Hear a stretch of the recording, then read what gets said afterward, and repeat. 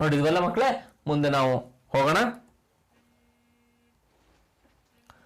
और इन्हीं 3 पर्वतीय अंचलों से ಮತ್ತು ಇದೇ 3 ಪರ್ವತೀಯ ನಗರಗಳಿಂದ ಬನೆ ಹೈ 5 ಜಿಲ್ಲೆ, 5 ಜಿಲ್ಲೆಗಳು ಆಗಿದಾವಲ್ಲಿ. ನಮ್ಮ ರಾಜ್ಯದಲ್ಲಿ 30, ಈಗ 31 ಜಿಲ್ಲೆಗಳಾಗಿದ್ದಾವೆ. ಇದು ಬಯಲುಸೀಮೆ ಆದ್ದರಿಂದ ವಿಶಾಲವಾಗಿ ನಾವು ಆಡಳಿತ ಮಾಡಲಿಕ್ಕೆ ಅನುಕೂಲ ಇದೆ, ವಿಶಾಲವಾಗಿದ್ರೂ ಕೂಡ. ಆದರೆ ಪರ್ವತೀಯ ಆ ಭಾಗದಲ್ಲಿ ಇಷ್ಟು ದೊಡ್ಡ ರಾಜ್ಯವನ್ನು ಮಾಡಲಿಕ್ಕೆ ಆಗೋದಿಲ್ಲ. ಕಾರಣ ಅಂದರೆ ಒಂದು ಕಡೆಯಿಂದ ಮತ್ತೊಂದು ಕಡೆಗೆ ಹೋಗೋದು ತುಂಬ ದುಸ್ತರ. ಇಲ್ಲಿ ನಾವು ಗಂಟೆಗೆ 80-100 ಕಿಲೋಮೀಟರ್ ವೇಗದಲ್ಲಿ ಹೋಗ್ಬೋದು. ನಾವು ಅಲ್ಲಿ ಗಂಟೆಗೆ ಬಹುಶಃ 25-30 ಕಿಲೋಮೀಟರ್ಗಿಂತ ಹೆಚ್ಚಿನ ವೇಗದಲ್ಲಿ ಹೋಗ್ಲಿಕ್ಕೆ ಸಾಧ್ಯ ಆಗೋದಿಲ್ಲ. ಯಾಕೆಂದ್ರೆ ಅವೆಲ್ಲ ಗಿರಿ ಕಂದರಗಳಿಂದ ನಾವು ಆಗಲೇ ನೋಡಿದ ಹಾಗೆ ಸರ್ಪಾಕಾರವಾಗಿ ಅದು ರಸ್ತೆಗಳಿವೆ. ಹಾಗಾಗಿ 5, 6, 8, 10 ಜಿಲ್ಲೆಗಳಿಗೆ ಒಂದೊಂದು ರಾಜ್ಯವನ್ನ ಅಲ್ಲಿ ಮಾಡಲಾಗಿದೆ. ಹಾಗೆ ಮೇಘಾಲಯ 5 ಜಿಲ್ಲೆಗಳಿಂದ ಕೂಡಿದೆ. ಇವೇ 5 ಪರ್ವತೀಯ ಭಾಗಗಳನ್ನ ಸೇರಿಸಿಕೊಂಡು ಆಂಚಲ್ಕಿ ಅಪ್ನೆ ಅಲಗ್ ಅಲಗ್ ಸಂಸ್ಕೃತಿ ಹೈ. ಆದ್ರೆ ಹರ್ ಆಂಚಲ್ಕಿ, ಈ ನಾವೇನಾಗ್ಲೇ 3 ನೋಡಿದೀವಲ್ಲ, ಆ 3 ಪರ್ವತೀಯ ಬೆಟ್ಟಗಳು ಬೇರೆ ಬೇರೆ ಆದಂತಹ ಸಂಸ್ಕೃತಿನ ಹೊಂದಿವೆ ಅಂತ. ಅಂದ್ರೆ ಗಮನಿಸ್ಬೇಕು, ಯಾವುದೇ ಒಂದು ಸಂಸ್ಕೃತಿ ಹುಟ್ಕೊಳ್ಳುವಂಥದ್ದು ಅಲ್ಲಿನ ಭೌಗೋಳಿಕ ಸನ್ನಿವೇಶವನ್ನ ಬಹುತೇಕ ಅವಲಂಬಿಸಿರುತ್ತದೆ. ಅಲ್ಲಿನ ಆಹಾರ, ವಿಹಾರ, ನಡೆ, ನುಡಿ, ಆಚಾರ, ವಿಚಾರಗಳನ್ನ ಸಂಸ್ಕೃತಿ ಅಂತ ಕರಿತೀವಿ ನಾವು. ಅಂತಹ ಸಂಸ್ಕೃತಿ ಪ್ರಭಾವಿಸಿರುವಂಥದ್ದು ಅಲ್ಲಿಯ ಹವಾಮಾನದ ಮೇಲೆ ನಿರ್ಭರವಾಗಿರ್ತದೆ. ಉದಾಹರಣೆಗೆ ನಾವು ಆ ಭಾಗದ ಜನರನ್ನು ನೋಡಿದರೆ, ಅಂದರೆ ಹಿಮಾಲಯ ತಪ್ಪಲಿನ ಪ್ರದೇಶದಲ್ಲಿರುವಂಥ ರಾಜ್ಯಗಳ ಜನರನ್ನು ನೋಡಿದರೆ, ಅಥವಾ ಅವರಿಗೆ ನಾವು ಈ ಕಡೆ ದಕ್ಷಿಣ ಭಾರತದ ಜನರನ್ನ ಕಂಪೇರ್ ಮಾಡಿ ನೋಡಿದರೆ ಬಣ್ಣದಲ್ಲಿ ವ್ಯತ್ಯಾಸ ಕಾಣಿಸ್ತದೆ. ಅವರು ಬಹುತೇಕ ಬೆಳ್ಳಗಿರ್ತಾರೆ. ಕಾರಣ ಏನು? ಅಲ್ಲಿ ಯಾವಾಗಲೂ ಕೂಡ ಬಿಸಿಲಿಲ್ಲ, ಅಲ್ಲಿ ಹಿಮಾಚ್ಛಾದಿತವಾಗಿರ್ತದೆ. ಆ ಕಾರಣಕ್ಕಾಗಿ ಅವರು ಬಿಳಿಯಾಗಿರ್ತಾರೆ. ಜೊತೆಗೆ ಅವರ ಉಡುಪುಗಳಿದಾವಲ್ಲ, ಮೈ ತುಂಬ ಬಟ್ಟೆ ಹಾಕೊಂಡದನ್ನು ನಾವು ಕಾಣ್ತೀವಿ. ಆದರೆ ನಮ್ಮಲ್ಲಿ ಈ ಕಡೆ ಕೊನೆಗೆ ಬೇಸಿಗೆನಲ್ಲಿ 45-46 ಡಿಗ್ರಿ ಸೆಂಟಿಗ್ರೇಡ್ ತನಕ ಉಷ್ಣಾಂಶ ಇರೋದನ್ನು ನಾವು ಗಮನಿಸ್ತೀವಿ. ನಾವು ಅವರಂಗೆ ಡ್ರೆಸ್ಗಳನ್ನ ಮಾಡ್ಕೊಳ್ಳಿಕ್ಕೆ ಸಾಧ್ಯ ಆಗಲ್ಲ. ನಾವು ಅವ್ರಂಗೆ ಮಾಡ್ಕೊಳಕ್ಕಾಗಲ್ಲ, ಅವ್ರು ನಮ್ಮಂಗೂ ಕೂಡ ಮಾಡ್ಕೊಳಕ್ಕಾಗಲ್ಲ. ಹೀಗೆ ಅಲ್ಲಿನ ಸಂಸ್ಕೃತಿ, ರೀತಿ ರಿವಾಜ್ಗಳು ಅಂತ ಹೇಳಿದ್ರೆ ಕನ್ನಡದಲ್ಲೂ ರೀತಿ ರಿವಾಜ್ ಅಂತ ಕರಿತೀವಿ. ಅಂದ್ರೆ ಸಂಪ್ರದಾಯ ಅಂತ. ರೀತಿ ರಿವಾಜ್ ಅಂದ್ರೆ ಸಂಪ್ರದಾಯಗಳು. ಪರ್ವ ಹಬ್ಬ ಉತ್ಸವಗಳು ಬೇರೆ ಬೇರೆನೇ ಆಗಿವೆ ಅಂತ. ನೋಡಿ, ಅಲ್ಲಿ ಯಾವುದೋ ಒಂದು ಫೋಟೋವನ್ನು ನೋಡ್ತೀವಿ ನಾವು. 2 ಜನ ಯುವತಿಯರು ಧರಿಸ್ಕೊಂಡಿರುವಂತಹ ದಿರ್ಸನ್ನು ನೋಡಿ, ಸಾಂಪ್ರದಾಯಿಕ ದಿರ್ಸನ್ನು ನೋಡ್ರಿ.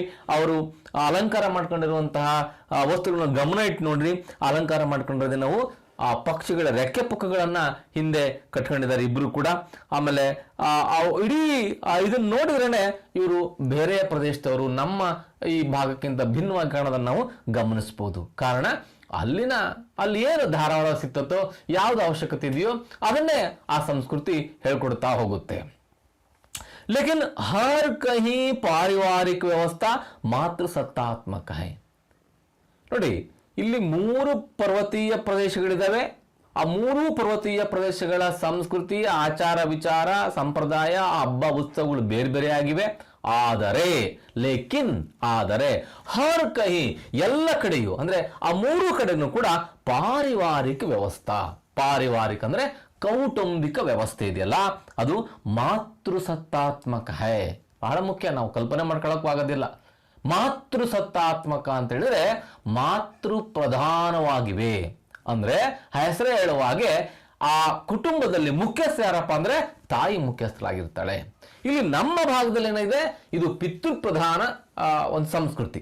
ಅಂದ್ರೆ ಮನೆಯಲ್ಲಿ ಆಸ್ತಿಗೆ ಅಥವಾ ಇನ್ನು ಈ ಕಾನೂನು ಬದಲಾಗಿದೆ, ಎಲ್ಲರೂ ಸಮಾನವಾದಂತಹ ಒಂದು ಹಕ್ಕನ್ನು ಪಡೆದಿದ್ದಾರೆ.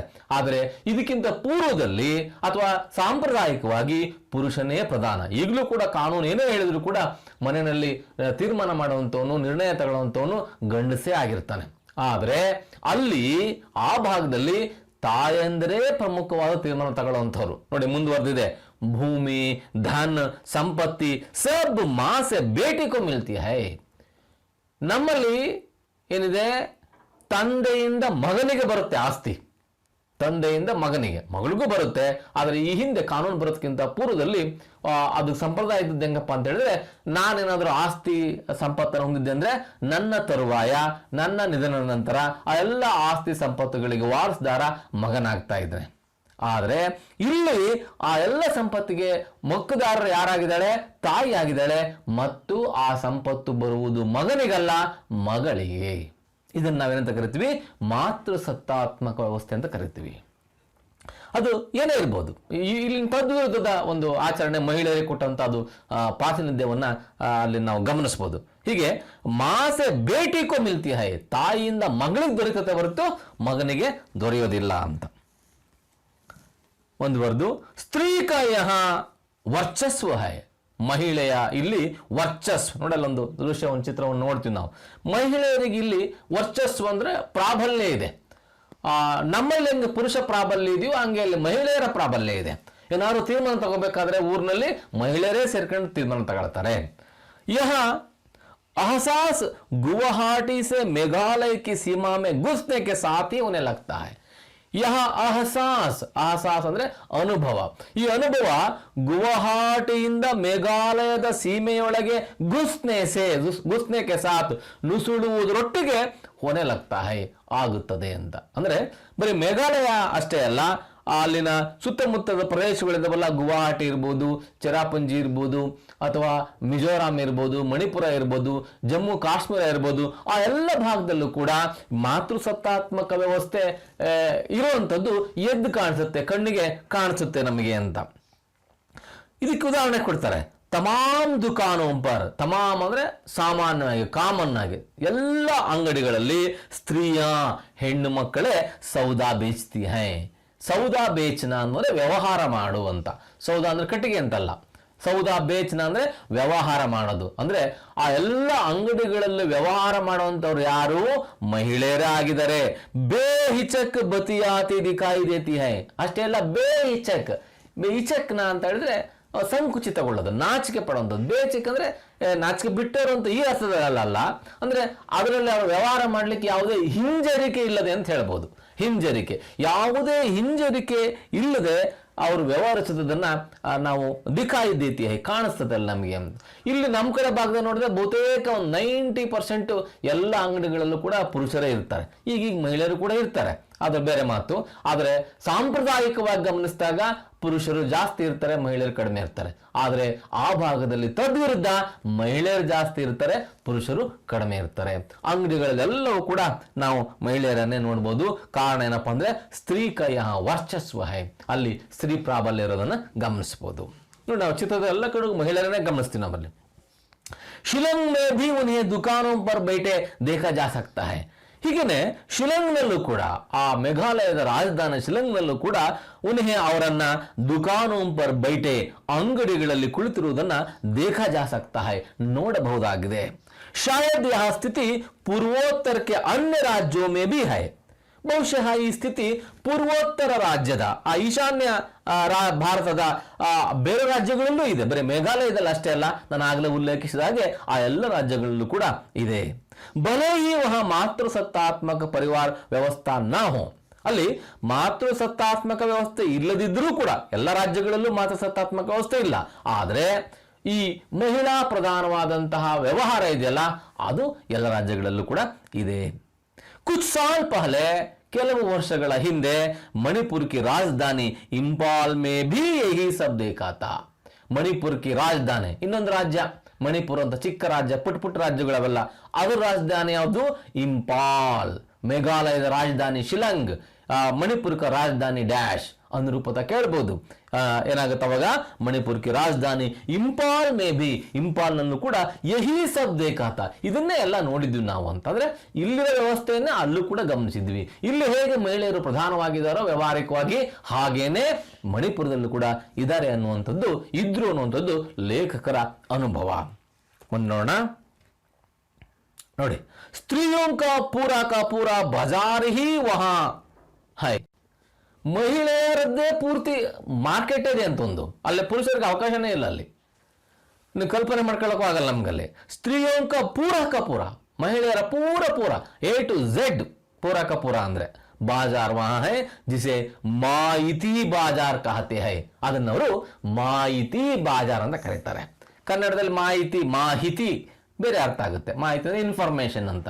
ಇಲ್ಲಿ ಮಾಹಿತಿ ಅಂತಂದ್ರೆ ಅರ್ಥಾತ್ ಅಂದ್ರೆ ಯಾನಿ ಅರ್ಥಾತ್ ಮಾ ಕ ಬಾಜಾರ್, ಅಮ್ಮನ ಮಾರುಕಟ್ಟೆ ಅಂದ್ರೆ ಈ ಮಹಿಳೆಯರೇ ನಿರ್ವಹಿಸುವಂತ ಮಾರುಕಟ್ಟೆ, ಅದನ್ನ ಮಾಹಿತಿ ಬಾಜಾರ್ ಅಂತ ಕರೀತಾರೆ. ದಿನ ಭರ್ ಸಾಮಾನ್ ಕಿ ಬಿಕ್ರಿ ಪರ್, ದಿನಪೂರ್ತಿ ಸಾಮಾನಿನ ವ್ಯವಹಾರಗಳ ನಡೆದ ಮೇಲೆ ಶಾಮ್ ಕೋ ಸಂಜೆಗೆ ಅಪ್ನೆ ಅಪ್ನೆ ಘರ್ ಲೌಟ್ತಿ ಹೈ, ತಮ್ಮ ಮನೆಗೆ ಅವ್ರು ವಾಪಸ್ ಹೋಗ್ತಾರೆ. ಮಾರುಕಟ್ಟೆ ಬೆಳಿಗ್ಗೆ ತಾವು ಏನೇನು ಮಾರಾಟ ಮಾಡ್ತಾರೆ ಚಿತ್ರವನ್ನು ನೀವು ಗಮನಿಸಬಹುದು. ಅಲ್ಲಿ ಹಣ್ಣು ತರಕಾರಿ ಇದೆ, ಮೀನಿದೆ ಮತ್ತು ಇನ್ನು ಬೇರೆ ಬೇರೆ ವಸ್ತುಗಳನ್ನು ನಾವು ಗಮನಿಸ್ತಾ ಇದ್ದೀವಿ. ಇಂತಹ ಮಾರುಕಟ್ಟೆಗೆ ಬೆಳಿಗ್ಗೆ ಬರ್ತಾರೆ ಅವರು. ಬೆಳಿಗ್ಗೆ ಬಂದು ದಿನ ಪೂರ್ತಿ ವ್ಯವಹಾರ ಮಾಡಿ ಮತ್ತೆ ಸಂಜೆಗೆ ಮನೆಗೆ ವಾಪಸ್ಸು ಹೋಗ್ತಾರೆ. ಯಾರು? ಮಹಿಳೆಯರು. ಎಲ್ಲಿ? ಮಾಹಿತಿ ಬಜಾರ್. ಎಲ್ಲಿದೆ ಅದು? ಮಾಹಿತಿ ಬಜಾರ್ ಶಿಲಂಗ್ನಲ್ಲಿದೆ, ಮೇಘಾಲಯದ ರಾಜಧಾನಿಯಲ್ಲಿದೆ, ಅಥವಾ ಆ ಭಾಗದೆಲ್ಲ ಕೂಡ ಕಾಣಿಸುತ್ತೆ. ನೋಡಿ, ಇನ್ನೊಂದು ಚಿತ್ರವನ್ನು ಗಮನಿಸಿ ನೀವು. ಕಿಸಿ ಪ್ರಕಾರ ವರ್ಗ ಭೇದ ನಹೀ ಹೈ. ಬಹಳ ವಿಶೇಷ ಅಂದ್ರೆ ನೋಡಲಿ, ಎಲ್ಲ ಮಹಿಳೆಯರೇ ಕುಂತ್ಕೊಂಡು ಕಾಣ್ತಾ ಇದೀವಿ ನಾವು. ಬೇರೆ ಬೇರೆ ವಸ್ತುಗಳನ್ನ ಅಲ್ಲಿ ಇಟ್ಕೊಂಡಿದ್ದಾರೆ. ಇಡೀ ಎಲ್ಲಿ ನೋಡಿದ್ರು ಕೂಡ ಹುಡುಕಿದ್ರು ಪುರುಷರೇ ಕಾಣ್ತಾ ಇಲ್ಲ, ಕೊಂಡ್ಕೊಳ್ಳೋರು ಮಹಿಳೆಯರೇ ಬಹುತೇಕ ಇರಂಗ್ ಕಾಣಿಸ್ತಾರೆ. ಕಿಸಿ ಪ್ರಕಾರ ವರ್ಗ ಭೇದ ನಹೀ ಹೈ, ಇದು ಬಹಳ ವಿಶೇಷ. ಆ ಮಾರ್ಕೆಟ್ನಲ್ಲಿ ಯಾವುದೇ ರೀತಿಯ ವರ್ಗ ಭೇದಗಳಿಲ್ಲ. ವರ್ಗ ಭೇದ, ವರ್ಣ ಭೇದ. ವರ್ಣ ಅಂದ್ರೆ ಬಣ್ಣ, ವರ್ಗ ಅಂದ್ರೆ ಜಾತಿಯ ವ್ಯವಸ್ಥೆ ಇದೆಯಲ್ಲ, ಆ ಭೇದಗಳು ಅಲ್ಲೆಲ್ಲೂ ಇಲ್ಲ. ಇವರು ಉನ್ನತ ಕುಲದವರು, ಇವರು ಕೀಳು ಕುಲದವರು, ಇವರು ಬೇರೆ ಕಡೆಗೆ ಅವರು ಬೇರೆ ಕಡೆಗೆ ಅಂತ ಇಲ್ವೇ ಇಲ್ಲ. ಇಡೀ ಸಮಾನವಾಗಿ ಎಲ್ಲರೂ ಕೂಡ ಮಹಿಳೆಯರು ವ್ಯಾಪಾರ ಮಾಡಬಹುದು. ಯಾನಿ ಅಂದ್ರೆ ಅಮೀರ್ ಘರೋಂಕಿ ಸ್ತ್ರೀಯ ಅಂದ್ರೆ ಶ್ರೀಮಂತ ಮನೆಯ ಮಹಿಳೆಯರು ಭೀ ಸಹ ಇಸ್ ಮಾಹಿತಿ ಬಾಜಾರ್ ಮೇ ಮಿಲ್ ಜಾಯೇಗಿ, ಈ ಮಾಹಿತಿ ಬಾಜಾರ್ನಲ್ಲಿ ಸಿಗ್ತಾರೆ. ಅಂದ್ರೆ ನಮ್ಮಲ್ಲಿ ಏನಾಗಿದೆ ಅಂದ್ರೆ ಒಂದಿಷ್ಟು ಅನುಕೂಲ ಆಗ್ಬಿಡ್ತಪ್ಪ ಮನೆಯಲ್ಲಿ. ಅಂದ್ರೆ ಮಹಿಳೆಯರು ಏನು ಕೆಲಸನೇ ಮಾಡಂಗಿಲ್ಲ, ಕೇವಲ ಮನೆಗೆ ಇರಬೇಕು, ಮನೆಯ ಅಡುಗೆ ಮಾಡ್ಕೊಳ್ಳೋದು, ಮನೆಯ ಜನರ ಸೇವೆ ಮಾಡೋದು ಮಾತ್ರ ಅವಳ ಕೆಲಸ ಅಂತ ನಾವು ಭಾವಿಸಿದ್ದೇವೆ. ಆದರೆ ಆ ಭಾಗದಲ್ಲಿ ಎಷ್ಟೇ ಶ್ರೀಮಂತರಾಗಿದ್ರು ಕೂಡ ಆ ಮಹಿಳೆಯರು ಕೂಡ ಈ ಮಾಹಿತಿ ಬಜಾರಿಗೆ ಬರ್ತಾರೆ, ಮತ್ತೆ ಎಲ್ಲರ ಜೊತೆಗೆ ಅವರು ಕೂಡ ವ್ಯವಹಾರವನ್ನು ಮಾಡ್ತಾರೆ. ನಮ್ಮಲ್ಲಿ ವ್ಯವಹಾರ ಮಾಡೋದು ಅಂದ್ರೆ ಅತ್ಯಂತ ಬಡತನದಲ್ಲಿರೋರು ಮಾತ್ರ ವ್ಯವಹಾರ ಮಾಡಕ್ ಹೋಗ್ತಾರೆ, ಬೇರೆ ದಾರಿ ಇಲ್ಲದೆ ಅಂತ ನಾವು ಭಾವಿಸಿದ್ದೇವೆ. ಆದರೆ ಅಲ್ಲಿ ಹಂಗೇನಿಲ್ಲ, ಎಲ್ಲ ಅನುಕೂಲಗಳು ಇದ್ದಾಗೂ ಕೂಡ ಅವ್ರ ಮಹಿಳೆಯರು ವ್ಯವಹಾರವನ್ನು ಮಾಡ್ತಾರೆ. ಮಾಹಿತಿ ಬಜಾರ್ ಮೇಲೆ ನಾವು ಇದನ್ನು ನೋಡ್ಲಿಕ್ಕೆ ಕಾಣಿಸುತ್ತೆ. ಅವರು ಗರೀಬ್ ಘರೋಂಕಿ ಸ್ತ್ರೀಯ ಭಿ, ಮತ್ತು ಬಡ ಮನೆಯ ಹೆಣ್ಮಕ್ಳು ಕೂಡ ಅಲ್ಲಿ ನಾವು ನೋಡ್ಲಿಕ್ಕೆ ಸಿಗ್ತಾರೆ. ಶ್ರೀಮಂತ ಹೆಣ್ಮಕ್ಳು ಹೇಗೆ ವ್ಯವಹಾರ ಮಾಡ್ತಾರೋ ಹಾಗೆ ಬಡಮೆ ಹೆಣ್ಮಕ್ಳು ಕೂಡ ಅಲ್ಲಿ ವ್ಯವಸ್ಥೆಯನ್ನು ನೋಡ್ಬೋದು. ಅಲ್ಲೇ ನೋಡ್ಬೋದು ನಾವು ಚಿತ್ರದಲ್ಲಿ ಅವರ ಉಡುಪುಗಳು, ಅವರ ಇದೇ ಹೇಳ್ಕೊಡ್ತತೆ ಶ್ರೀಮಂತ ಮಹಿಳೆಯರು ಯಾರು, ಬಡ ಮಹಿಳೆಯರು ಯಾರು ಅಂತ ಹೇಳಿ ನಾವು ಗಮನಿಸ್ಬೋದು. ಆದ್ರೆ ಸಮಾನವಾಗಿ ಎಲ್ಲರೂ ಕೂಡ ಅಲ್ಲಿ ಮಾಹಿತಿ ಬಜಾರ್ನಲ್ಲಿ ವ್ಯವಹಾರವನ್ನು ಮಾಡ್ತಾರೆ. ಇನ್ನು ಒಂದು ಅಂದದೇ ಮಾರುಕಟ್ಟೆ. ತಬಿ ಏಕ್ ಮೋಡ್ ನಿಕಲ್ನೆ ಪರ್, ಹಿಂಗೆ ನೋಡ್ತಿದ್ದಂಕ್ಲೇನೆ ಏಕ್ ಮೋಡ್ ಅಂದ್ರೆ ತಿರುವು, ಮೋಡ್ ಪೀಚೆ ಮೋಡ್, ಬಾಯೆ ಮೋಡ್, ದಾಯ ಮೋಡ್ ಅನ್ನುವಂಥದ್ದನ್ನು ನೀವು ನಿಮ್ಮ ದೈಹಿಕ ಶಿಕ್ಷಣದ ಸಂದರ್ಭದಲ್ಲಿ ಕೇಳಿರ್ಬೇಕು ನೀವು. ಮೋಡ್ ಅಂದ್ರೆ ತಿರುಗು ಅಂತ. ತಭೀ ಏಕ್ ಮೋಡ್, ಆಗ್ಲೇ ಒಂದು ತಿರುವಿನಲ್ಲಿ ನಿಕಲ್ನೆ ಪರ್ ತಿರುಗಿದಾಗ ಚಿರಾಪುಂಜಿ ಕಾ ಏಕ್ ಛೋಟಾ ಸಾ ಬಾಜಾರ್ ದಿಖಾಯಿ ದೇತೆ ಹೈ. ಚಿರಾಪುಂಜಿಯ ಒಂದು ಚಿಕ್ಕ ಮಾರ್ಕೆಟ್ ಕಾಣಿಸುತ್ತೆ. ಅಲ್ಲಿದೆ ನೋಡಿ, ಅಲ್ಲಿ ಮಾರ್ಕೆಟ್, ಅಲ್ಲಿ ಹಣ್ಣುಗಳನ್ನ ಇಟ್ಕೊಂಡಿರುವಂಥದ್ದು ಇವೆಲ್ಲ ಇಟ್ಕೊಂಡಿರೋ ಮಾರ್ಕೆಟ್ ಇದೆಯಲ್ಲ, ಅವ್ರು ಇಸ್ ಬಾಜಾರ್ ಮೇ ಭೀ, ಮತ್ತು ಈ ಮಾರುಕಟ್ಟೆಯಲ್ಲೂ ಕೂಡ ಅಲ್ಲಿ ಶಿಲಂಗ್ನಲ್ಲಿ ಹೆಂಗೆ ಮಾಹಿತಿ ಬಾಜಾರ್ ಇತ್ತಲ್ಲ ಹಂಗೆ ಇಲ್ಲೂ ಕೂಡ ಪರ್ ಬೈಟಿ ಹೈ ಮಹಿಳಾ ಹೈ, ಅಲ್ಲೂ ಕೂಡ ಕುತ್ಕೊಂಡಿರುವಂತವರು ಮಹಿಳೆಯರೇ. ಮಹಿಳಾ, ಮಹಿಳಾಯೇ, ಏಕವಚನ ಬಹುವಚನ. ಫಿರ್ ಚಾಹೆ ದುಕಾನ್ ಫಲ್ ಸಬ್ಜಿಯೋಂ ಕಿ ಹೋ ಯಾ ಚಾಯ್ ಕಿ ಹೋ, ಆ ಅಂಗಡಿ ಅದು ಬೇಕಾದ್ರೆ ಹಣ್ಣು ಹಂಪಲುಗಳಿಂದ, ಫಲ್ ಸಬ್ಜಿಯೋ ತರಕಾರಿ, ಸಬ್ಜಿಯಾ ಅಂದ್ರೆ ಫಲ್ ಅಂದ್ರೆ ಹಣ್ಣು, ಹಣ್ಣು ತರಕಾರಿಗಳದ್ದಿರ್ಬೋದು, ಅಥವಾ ಚಾಯ್ ಟೀ ಮಾಡೋದು ಕೂಡ ಇರ್ಬೋದು. ಅಂದ್ರೆ ಎಲ್ಲ ತರದ ವ್ಯವಹಾರಗಳನ್ನು ಕೂಡ ಮಹಿಳೆಯರು ನಿರ್ವಹಿಸೋದನ್ನ ಇವ್ರು ಗಮನಿಸ್ತಾರೆ. ಹಮ್ ಹಾಗೆ ಬಡ್ ಜಾತೆ ಹೈ, ನಾವು ಹಾಗೆ ಅಲ್ಲಿಂದ ಮುಂದುವರಿತೀವಿ, ಅದು ನೋಡ್ಕೊಳ್ತಾ ಮುಂದುವರೆದ್ರು. ಅಂದ್ರೆ ಲೇಖಕರಿಗಾದಂಥ ವಿಭಿನ್ನ ಅನುಭವಗಳನ್ನು ದಾಖಲಿಸ್ತಾರೆ. ನಮಗೂ ಕೂಡ ಇದು ವಿಭಿನ್ನ ಅನುಭವಗಳೇ. ಯಾಕೆ ಅಂತ ಹೇಳಿದ್ರೆ ಲೇಖಕರಷ್ಟೇ ನಾವು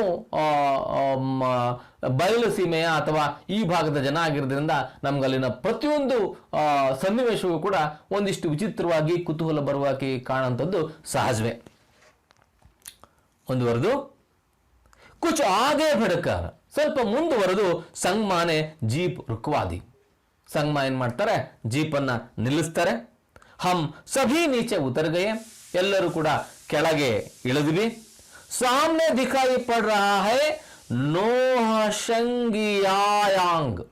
ಅಂದ್ರೆ ನೋಹಶಂಗಿಯಾಂಗ್ ಅಂತ ಹೇಳಿದ್ರೆ ಅದೊಂದು ಪ್ರಪಾತದ ಹೆಸರದು. ಮುಂದೆ ನೋಡ್ತಾರೆ, ಅಲ್ಲಿ ಕಾಣಿಸ್ತಾ ಇದೆ ನೋಡಿ, ಅಲ್ಲೊಂದು ಜಲಪ್ರಪಾತ, ಜಲಪಾತ ಅಂತ ಕರಿತೀವಲ್ಲ ಅದು. ಜೋ ಮಾನ್ಸ್ಮಾಯಿ ಪ್ರಪಾತಕ್ಕೆ, ಅದು ಮಾನ್ಸ್ಮಾಯಿ ಅನ್ನುವಂಥ ಹೆಸರಿನಿಂದ ಲೋಕಪ್ರಿಯ ಹೈ, ಜನಪ್ರಿಯ ಆಗಿದೆ, ಲೋಕಪ್ರಿಯ ಆಗಿದೆ ಅಂತ. ಅನೇಕ ಬಾರಿ ಅಲ್ಲಿ ಇರೋದು ಹೆಸರು ಒಂದು, ಅದು ಪ್ರಚಲಿತದಲ್ಲಿರೋದು ಮತ್ತೊಂದು ಆಗಿರ್ತದೆ. ಹಾಗಾಗಿ ಈ ಜಲಪ್ರಪಾತದ ನಿಜವಾದ ಹೆಸರು ನೋಹಶಂಗಿಯಾಂಗ್ ಅಂತ, ಆದರೆ ಅದು ಹೆಸರುವಾಸಿ ಆಗಿರೋದು ಮಾನ್ಸ್ಮಾಯಿ ಪ್ರಪಾತ ಅಂತ ಹೇಳಿ. ಹೀಗೆ ಎಲ್ಲ ಕಡೆಗೂ ಅಲ್ಲಿ ಪ್ರಪಾತಗಳು, ಕಂದಕಗಳು, ಗಿಡ ಮರ ಬಳ್ಳಿಗಳು ಯಥೇಚ್ಛವಾಗಿ ನೋಡಲಿಕ್ಕೆ ಕಾಣಿಸ್ತವೆ. ऊंचे पहाड़ से सैकड़ों फुट नीचे पानी लगातार बेरोकटो गिर रहा है. ऊंचे पहाड़ से, ಎತ್ತರದ ಬೆಟ್ಟದಿಂದ ಸೈಕಡೋ ಫೂಟ್, ಸೈಕಡೋ, ಸೌ ನೂರು, ಸೈಕಡೋ ನೂರಾರು, ಫೂಟ್ ಅಡಿ, ಅಡಿಯಿಂದ ನೀಚೆ ಕೆಳಗಡೆ ಪಾನಿ ನೀರು, ಲಗಾತಾರ್ ನಿರಂತರವಾಗಿ, ಕಂಟಿನ್ಯೂಸ್ ಆಗಿ, ಬೇರೋ ಕಟೋಕ್ ಅಂದ್ರೆ ಅಡ್ಡಿ ಆತಂಕಗಳಿಲ್ಲದೆ, ಅಡ್ಡಿ ಅಡೆತಡೆಗಳಿಲ್ಲದೆ ಗಿರಾಹೈ ಬೀಳ್ತಾ ಇದೆ. ಅಂದ್ರೆ ನಮ್ಮಲ್ಲಿ ಮಳೆಗಾಲದಲ್ಲಿ ಮಾತ್ರ ಅಂತಹ ಜಲಪ್ರಪಾತಗಳನ್ನ ನೋಡ್ಲಿಕ್ಕೆ ಸಾಧ್ಯ ಆಗುತ್ತೆ. ಮಳೆ ಕಡಿಮೆ ಆದಂಗೆ ಒಂದಿನ 2 ದಿನ ಇರ್ತದೆ, ಮೊದಲ 3 ದಿನ ಮೆಲ್ಲ ಕಡಿಮೆ ಆಗ್ತದೆ. ಆದರೆ ಇಲ್ಲಿ ಹಂಗಿಲ್ಲ, ಅದು ಯಾವುದೇ ವ್ಯತ್ಯಾಸ ಇಲ್ಲ, ಒಂದೇ ಸಮನಾಗಿ ನೀರು ಸುರಿತಾನೆ ಇರುವಂಥದ್ದನ್ನ ಇಲ್ಲಿ ಲೇಖಕರು ಗಮನಿಸ್ತಾರೆ ಮೇಲಿಂದ ಕೆಳಗೆ. ವಹ ದೇಖಿಯೇ ಸಾಮ್ನೆ ರಹಾ ಬಾಂಗ್ಲಾದೇಶ್, ಅಲ್ಲಿ ನೋಡಿ ಸರ್, ಅಲ್ಲಿ ನೋಡಿ ಸಾಮ್ನೆ ಮುಂದೆ ಇದೆಯಲ್ಲ ಅದೇ ಬಾಂಗ್ಲಾದೇಶ್. ಸಂಗಮ ಕೆ ಸಾಥಿಯೋ ಮೇ ಸೆ ಏಕ್ ಕಹತಾ ಹೈ, ಸಂಗಮಾರ ಜೊತೆಯಲ್ಲಿನ ಒಬ್ಬರು ಹೇಳ್ತಾರೆ, ಸರ್ ಆ ಕಡೆ ಕಾಣಿಸುತ್ತಲ್ಲ ಸರ್, ಆ ಬೆಟ್ಟದಿಂದ ಆ ಕಡೆ ಕಾಣಿಸುತ್ತಲ್ಲ ಅದೇ ಬಾಂಗ್ಲಾದೇಶ ಅಂತ ಹೇಳ್ತಾರೆ. ನೋಡಿ ಚಿತ್ರದಲ್ಲಿ ನೋಡ್ತೀವಿ ನಾವು. ಅಂದ್ರೆ ದೇಶದ ಗಡಿಗಳಿದೀವಲ್ಲ, ಈ ಕಡೆ ನಮ್ಮಲ್ಲಿ ಏನಾಗಿದೆ, ದಕ್ಷಿಣ ಭಾರತದಲ್ಲಿ ನಾವು ಆಗ್ಲೇ ಹೇಳಿದಂಗೆ ಇದನ್ನು ದಕ್ಕನ್ ಪ್ರಸ್ಥಭೂಮಿ ಏನಾಗಿದೆ, ಸಮುದ್ರಗಳಿಂದ ಆವೃತ ಆಗಿದೆ. ನಾವು ಇನ್ನೊಂದು ದೇಶಕ್ಕೆ ಹೋಗ್ಬೇಕು ಅಂತಂದ್ರೆ ಸಮುದ್ರವನ್ನು ತಡಾದ್ಕೊಂಡು ಹೋಗ್ಬೇಕು, ಅವು ಕಣ್ಣಿಗೆ ಕಾಣಿಸೋದಿಲ್ಲ ಆ ದೇಶಗಳು. ಆದರೆ ಇಲ್ಲೇನಾಗಿದೆ, ಬಾಂಗ್ಲಾದೇಶ ಒಂದು ಕಾಲದಲ್ಲಿ ನಮ್ಮ ಭಾರತದ ಸಂಸ್ಕೃತಿಗೆ ಒಳಪಟ್ಟಂತ ದೇಶ ಆಗಿತ್ತು. ಅದು ಬಾಂಗ್ಲಾ ಇರ್ಬೋದು, ಢಾಕಾ ಇರ್ಬೋದು, ಪಾಕಿಸ್ತಾನ ಇರ್ಬೋದು, ಇವೆಲ್ಲವೂ ಕೂಡ ಈಗ ಆಡಳಿತಾತ್ಮಕವಾಗಿ ಬೇರೆ ಆಗಿದ್ರು ಕೂಡ ಭೌಗೋಳಿಕವಾಗಿ ಒಂದ್ರ ಪಕ್ಕ ಒಂದನೇ ಇದ್ದೇವೆ. ಹಾಗಾಗಿ ಪಕ್ಕ ನಾವು ಈ ಕಡೆ ಅಕ್ಕಪಕ್ಕದ ಮನೆಗಳು ನೋಡ್ತೀವಲ್ಲ, ಹಂಗೆ ಅಕ್ಕಪಕ್ಕದ ದೇಶಗಳವು. ಅದಕ್ಕೆ ಹೇಳ್ತಾರೆ ಸಂಗಮಾರ ಜೊತೆಗೆ ಬಂದಿರಂತ ಒಬ್ಬ ಗೆಳೆಯರು, ಸರ್ ಆ ಕಡೆ ನೋಡಿ, ವಹ ದೇಖಿಯೇ ಸಾಮ್ನೆ ರಹ ಬಾಂಗ್ಲಾದೇಶ್, ಅದೇ ಬಾಂಗ್ಲಾದೇಶ್ ಅಂತ ಹೇಳ್ತಾರೆ. ಅಭಿ ಅಭಿ ಜಬ್ ಜೀಪ್ ಸೆ ಉತರೆ ಥೆ ಹಲ್ಕಿ ಧೂಪ್ ಥಿ, ಈಗಿನ್ನು ಯಾವಾಗ ನಾವು ಜೀಪ್ನಿಂದ ಇಳಿದ್ವಲ್ಲ, ಹಲ್ಕಿ ಧೂಪ್, ಹಗುರವಾದ ಅಂದ್ರೆ ಒಂದು ಸ್ವಲ್ಪ ಲೈಟ್ ಆಗಿ ಬಿಸಿಲಿತ್ತು. ಆ ಚಿತ್ರದಲ್ಲಿ ಗಮನಿಸ್ತೀರಿ ನೀವು. ಅಭಿ ಕ್ಷಣ ಭರ ಬಾದ್ ಹಿ, ಇನ್ನು ಬಿಸಿಲಿತ್ತು, ಬಿಸಿಲು ಇದ್ದಂಕ್ಲೇ ಏನಾಯ್ತು, ಬಾದಲ್ ಗಿರೆ, ಮೋಡ ಕವಿತು, ಹಲ್ಕಿ ಹಲ್ಕಿ ವರ್ಷಾವನೆ ಲಗಿ, ಹಾಗೆ ಮಳೆನೂ ಕೂಡ ಸುರಿಯಾಕತ್ತಿತ್ತು. ಅಂದ್ರೆ ಮೋಡ ಆಗಿದ ತಡ ಇಲ್ಲ, ಬಿಸಿಲು ಬರೋ ತಡ ಇಲ್ಲ, ಮಳೆ ಬರೋ ತಡ ಇಲ್ಲ, ಆ ಮಂಜು ಕವಿಯೋ ತಡ ಇಲ್ಲ. ಅವು ದಿನಪೂರ್ತಿ ಬದಲಾಗ್ತಾನೆ ಇರ್ತವೆ, ಗಂಟೆಗೊಂದ್ಸರಿ, ಅರ್ಧ ಗಂಟೆಗೊಂದ್ಸರಿ. ಇಂತಹ ಅದ್ಭುತವಾದಂತಹ ವಾತಾವರಣ ನಾವು ಇದರಲ್ಲಿ ನೋಡ್ಬೋದು. ಇನ್ನೂ ಒಂದಿಷ್ಟು ಮಾತುಗಳು ಇದಾವೆ. ಮೈ ಸಂಗಮಕ್ಕೆ ಆಗೆ ಅಪ್ನ ಪುರಾಣ ಸವಾಲ್ ದೊಹರಾತಾ ಹೂಂ, ನಾನು ಸಂಗಮ ಅವರ ಮುಂದೆ ನನ್ನ ಹಳೆಯ ಪ್ರಶ್ನೆಯನ್ನ ಪುನರಾವರ್ತಿಸುತ್ತೇನೆ. ಪುರಾಣ ಸವಾಲ್, ಹಳೆಯ ಪ್ರಶ್ನೆ, ದೊಹರಾನ ಪುನರಾವರ್ತಿಸು, ರಿಪೀಟ್ ಮಾಡು. ಏನು ಇವರು ಹಳೆಯ ಪ್ರಶ್ನೆ?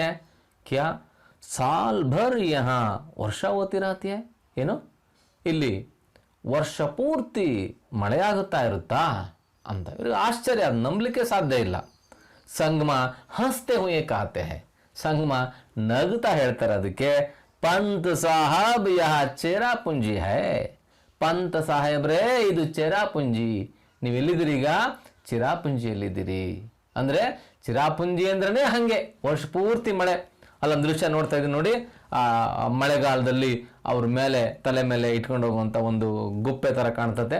ಇಲ್ಲೂ ನಮ್ಮ ಮಲೆನಾಡಿನಲ್ಲಿ ಈ ಥರ ಹಾಕೊಂಡು ಹೋಗೋದನ್ನು ಗಮನಿಸ್ಬೋದು ನಾವು. ಪ್ರಾಕೃತಿಕವಾಗಿ ನಿರ್ಮಿಸಿದಂಥ ಒಂದು ಗುಪ್ಪೆ, ಅದನ್ನು ಮಳೆ ರಕ್ಷಣೆಗಾಗಿ ಇಟ್ಕೊಳ್ಳುವಂಥದ್ದು.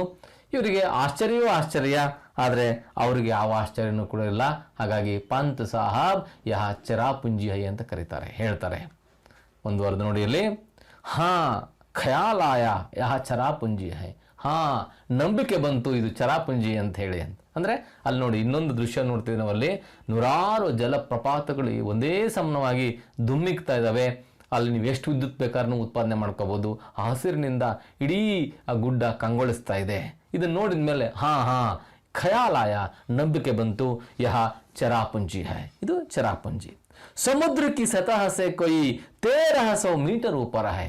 ಇದು ಸಮುದ್ರದ ಮೇಲ್ಮೈಯಿಂದ, ಸತಹ ಅಂದ್ರೆ ಮೇಲ್ಮೈ, ಸಮುದ್ರದ ಮೇಲ್ಮಟ್ಟದಿಂದ ಇದು 1300 ಅಂದ್ರೆ 1300 ಮೀಟರ್ ಎತ್ತರದಲ್ಲಿದೆ.